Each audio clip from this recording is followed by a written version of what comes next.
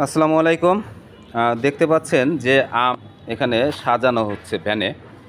এই যে একজন বিক্রেতা ভাই তিনি কষ্ট করে এই আমগুলো বিক্রি করবে জনগণের কাছে, ক্রেতাদের কাছে। আমরা ১ কেজি, ২ কেজি, ৫ কেজি করে কিনবো। এত সুন্দর করে আমগুলো সাজাচ্ছে, সুন্দর আম। কিন্তু দুঃখজনক বিষয়, এই যে দেখেন এখানে ২ টা ক্রেট আম নিয়ে আসছে, সে আড়ত থেকে কিনছে।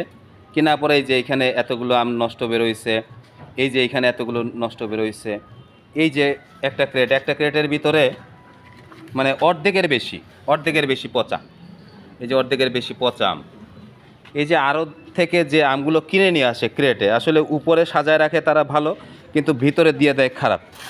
এখানে এক ক্রেটে মাল থাকে ২০ থেকে ২২ কেজি পর্যন্ত। সেখানে যদি ১০ কেজির বেশি যদি মাল নষ্টই বের হয়, তাহলে এই বিক্রেতা ভাই সারাদিন ঘুরে ঘুরে, এই ভ্যানে করে ঘুরে ঘুরে সে বিক্রি করে কয় টাকাই বা লাভ করবে? ১ কেজিতে তারা চিন্তা করে যে ১০ থেকে ১৫ টাকা হয়তো বা লাভ করবে, কিন্তু এখানে দেখা যাচ্ছে যে তার পুরোটাই লস। আজকে যদি ৫,০০০ টাকার মাল কিনে, আমার মনে হয় যে ৩,০০০ টাকা উঠবে কিনা সেটাই সন্দেহ হচ্ছে। এক ক্রেটের ভিতরে পুরোটাই নষ্ট। উপরের লাইনটা খালি ভালো ছিল, আর নিচের লাইন একদম নষ্ট হয়ে গেছে, পচে গেছে। তো যারা আম বিক্রেতা কিংবা যারা ক্রেতা, যারা আড়ত থেকে ক্রয় বিক্রয় করবে, আমি তাদের দৃষ্টি আকর্ষণ করছি, অবশ্যই বিক্রি করার সময় এই আমগুলো দেখে বিক্রি করা উচিত। তা না হলে একটা মানুষকে এইভাবে লস দিয়ে আসলে ঠিক না। সম্পূর্ণ আম নষ্ট। একটা ক্রেটের ভিতরে ২২ কেজির ভিতরে ৫ কেজি আমই নষ্ট। আরও তো ২ দিন পরে আছে সামনে। এই বিষয়গুলো সবাইকে একটু নজরদারি করার জন্য আহ্বান জানাচ্ছি। আচ্ছা, এই মুহূর্তে আমি কথা বলবো এই আম যিনি কিনেছেন, ভ্যানে করে কষ্ট করে পরিশ্রম করে বিক্রি করবে এক ভাইয়ের সাথে। ভাইয়ের নাম কি? আমার নাম সাইদ। সাইদ ভাই, এই যে আমগুলো কিনছেন কোত্থেকে? আমগুলো কিনছি ল্যাবজনের থেকে, সাভার ল্যাবজনের ওইখানে যে আমের আড়ত আছে ওইখান থেকে। জি। কয় ক্রেট কিনছেন?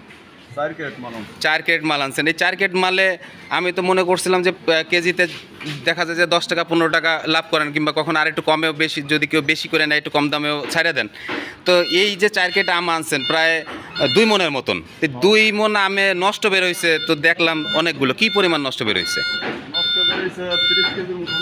৩০ কেজির মতন নষ্ট। তাতে কি আপনার কি চালান তো উঠবো না মনে হয় নাকি? না, চালান উঠবো না, আবার গাড়ির থেকে লস হইব, সারাদিন করবো এটা।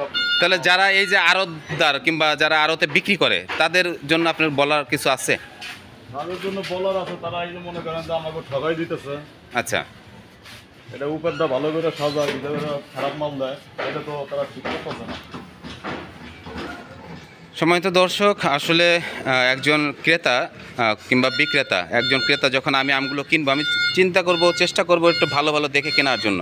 তো উপরে মালটা আসলে দেখা যায় একটু কাগজটা সরাইয়া যে মালটা ভালো, কিন্তু ভিতরে এইভাবে যদি মাল দিয়ে দেয়, ২ মন আমের ভিতরে ৩০ কেজিই নষ্ট যদি বেরোয়, তাহলে কিভাবে ব্যবসা করবে কিংবা কিভাবে তারা সারাদিন কষ্ট করে তার সংসার পরিচালনা করবে?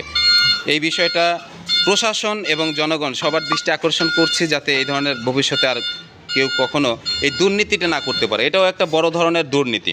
উপরে ভালো আমটা দিয়ে ভিতরে পচা আম ঢুকিয়ে দিয়েছে, এটাও অনেক বড় একটা দুর্নীতি। আচ্ছা, এই ক্রেটটা নতুন অবস্থায় খুলতেছি, দেখি খোলার পরে কি অবস্থা। খুলো তো ভাই।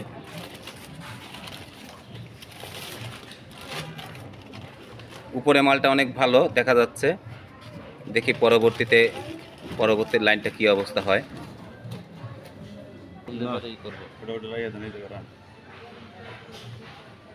কারণ ওই আমরা ভিতরেই আছে, আপনার না নিচ না বাইরে। এই যে ক্রেটের উপরের মালটা অনেক ভালো দেখা যাইতেছে, এই যে একটা অলরেডি পচা বের হয়েছে।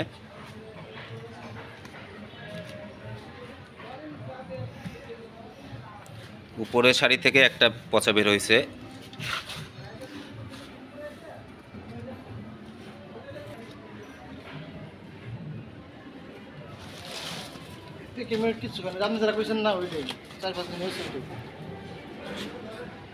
এই যে একটা নষ্ট বের হয়েছে,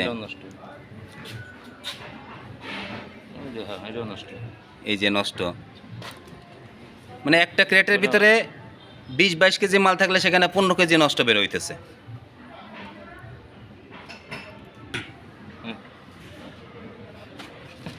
যে মাল ধরতেছে সেই মালটাই পচা, মানে শুধু উপরের শাড়িটা ভালো আর নিচের ভিতরে সব মাল পচা।